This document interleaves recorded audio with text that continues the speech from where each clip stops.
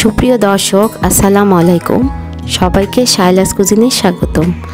আশা করি সবাই খুব ভালো আছেন। আজকে আপনাদের জন্য একটি মজার রেসিপি নিয়ে চলে এসেছি। আজকে আমি আপনাদেরকে করে দেখাবো ওয়াটারমেলন পাঞ্চ। আশা করি সবাই খুবই পছন্দ করবেন এই রেসিপিটি। খুবই কম সময়ে এবং খুবই কম উপকরণ দিয়ে আমি আপনাদেরকে এই রেসিপিটি করে দেখাবো। না দেরি না করে সরাসরি রেসিপিতে চলে যাই। আমি একটি মাঝারি সাইজের তরমুজ নিয়েছি। ফার্স্টে তরমুজটাকে খুব ভালোভাবে ক্লিন করে নেবেন এবং মাছ বরাবর আমি কেটে নেব।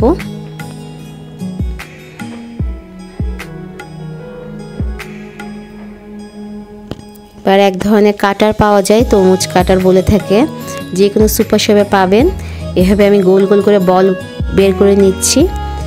এটা যদি আপনারা হাতের কাছে না পেয়ে থাকেন তাহলে সেক্ষেত্রে তরমুজটাকে ছোট ছোট কিউব করে কেটে নেবেন। তবে এভাবে বল করে নিলে খুব ভালো লাগে দেখতে। তো এটা যে কোনো সাইজেই কিনতে পাওয়া যায়, আপনারা আপনাদের সুবিধা মতো সাইজ কিনে নেবেন। আমি সবগুলো বল বের করে নিচ্ছি তরমুজ থেকে। দুইটা পাশ থেকে আমি কেটে নিব, আর বাকি অংশগুলো কিন্তু আমি ফেলবো না। এই অংশগুলো আমি কিন্তু কুড়িয়ে নিব।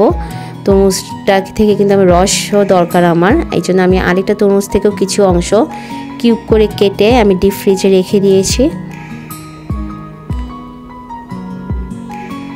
আরেকটা পার্ট থেকেও কিন্তু একইভাবে বলগুলো কুড়িয়ে নিচ্ছি। সবগুলো আমার কমপ্লিট হয়ে গিয়েছে। এটা আমি এখন 1 ঘন্টার জন্য ফ্রিজে রেখে দিচ্ছি। আর ডিপ ফ্রিজে কিছু তরমুজ আমি কিউব করে আগেই কেটে রেখে দিয়েছিলাম। এটা করার একটাই কারণ যে আমি কোনো রকম পানি ব্যবহার করব না ব্লেন্ড করার সময়। 1 কাপ আমি চিনি মিশিয়ে রাখবো এখন, এবং যে তরমুজটা কুড়িয়ে রেখেছিলাম বাকি অংশটুকু ছিল সেটাও আমি মিক্সড করে নিচ্ছি। সবগুলো আমি আধা ঘন্টার জন্য রেখে দিব। তরমুজের সাথে যখন আপনারা চিনি মিশিয়ে রাখবেন তরমুজ থেকে অটোমেটিকলি পানি বের হয়ে আসবে। আর যেহেতু এটা ডিপে রেখেছি, এটা যখন গলতে শুরু করবে এবং পানি বের হতে শুরু করবে, এক্সট্রা কোনো রকম পানি আমি আর দিব না। এটি ব্লেন্ডার জার নিয়েছি আমি, সেখানে আমি সম্পূর্ণ দিয়ে দিচ্ছি। দেখি বুঝতে পারছেন কতটা রস উঠেছে। আপনাদের বাসায় যদি জুসার মেশিন থেকে থাকে তাহলে সেক্ষেত্রেও আপনাদের খুবই ইজি হয়ে যাবে, আপনারা জুসটা বের করে নেবেন। আর যদি জুসার না থেকে তারের যে বড় বড় চালুনগুলো থাকে সেটা থাকলেও চলবে, ব্লেন্ড তখন না করার প্রয়োজন নাই। তখন একটু চেপে চেপে আপনারা রসটা বের করে নেবেন। তো আমি কাজের সুবিধার জন্য একটু ব্লেন্ড করে নিচ্ছি তাড়াতাড়ি হওয়ার জন্য। ঢাকনা দিয়ে আটকে নিলাম মুখটা খুব ভালোভাবে। এবার একটু সময় নিয়ে আমি এটা ব্লেন্ড করব যাতে কোনো রকমের দানা না থাকে। যেহেতু এটা আমি ছেঁকে নিব, আমার ছাকার সুবিধার জন্য ব্লেন্ড করাটা খুবই প্রয়োজন ভালোভাবে। আমার ব্লেন্ড কমপ্লিট হয়ে গিয়েছে। এবার আমি সরিয়ে নিচ্ছি। এই ধরনের বড় তারের ছাঁকনি নিয়েছি আমি। একটু সাবধানে আমি এটা ছেঁকে নিব যাতে উপরে ছাবা ও বিচি রয়ে যায় এবং নিচে যাতে তরমুজের রসটা পড়ে যায়। এভাবে আমি এটা ছেঁকে নিচ্ছি। যখন সবগুলো কমপ্লিট হয়ে যাবে এটা আমি 1 ঘন্টার জন্য ডিপ ফ্রিজে রসটা রেখে দিব। এটা কিন্তু খাওয়ার আগ মুহূর্তে বের করব এবং পরবর্তীতে সার্ভ করে নিব। একটি সার্ভিং ডিশ নিয়েছি আমি, ফ্রিজ থেকে বের করে নিয়েছি বলগুলো। সম্পূর্ণটা আমি এবার এটাতে ঢেলে দিচ্ছি। একটু সুন্দর করে সাজিয়ে নিয়ে উপর থেকে আমি যে ডিপ ফ্রিজ থেকে রসটা বের করে রেখেছিলাম তরমুজে সেটা দিয়ে দিচ্ছি। আর চিনিটা কিন্তু 1 কাপই দিবেন। এটা একটু মিষ্টি বেশি হলে খেতে ভালো লাগে, যেহেতু আমি বলের ভেতরে এটা চুবিয়ে রাখবো যাতে মুখে যখন বলটা পড়বে রসটা অবশ্যই একটু মিষ্টি হওয়ার প্রয়োজন।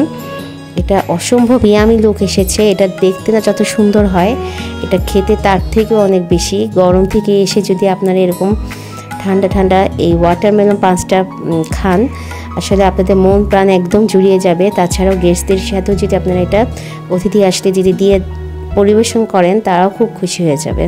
আমি একটু খেয়ে দেখাচ্ছি। একটি সার্ভিং বল নিয়েছি আমি, একটু সার্ভ করে নিচ্ছি এটাতে।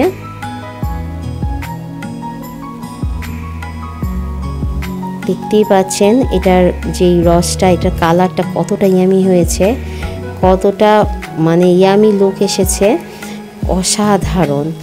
বলটা দেখতেই পাচ্ছেন কতটা ইয়ামি।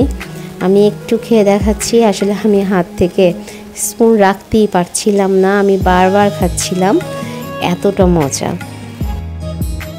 এই ওয়াটারমেলন পাঞ্চটি ছোট বড় সবাই খুব পছন্দ করবে। তাছাড়াও যদি গেস্ট চলে আসে বাসায় হঠাৎ করে, শুধু থাকে একটু তরমুজ, আপনারা এটা বানিয়ে দিবেন, অতিথিতে তাক লেগে যাবে।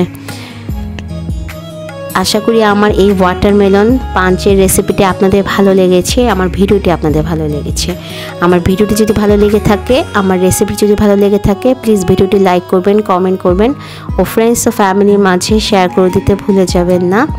এবং চ্যানেলটি সাবস্ক্রাইব করে পাশেই থাকবেন এবং বেল বাটনটিও ক্লিক করে দিবেন, তাহলে নতুন রেসিপি আসা মাত্রই পেয়ে যাবেন।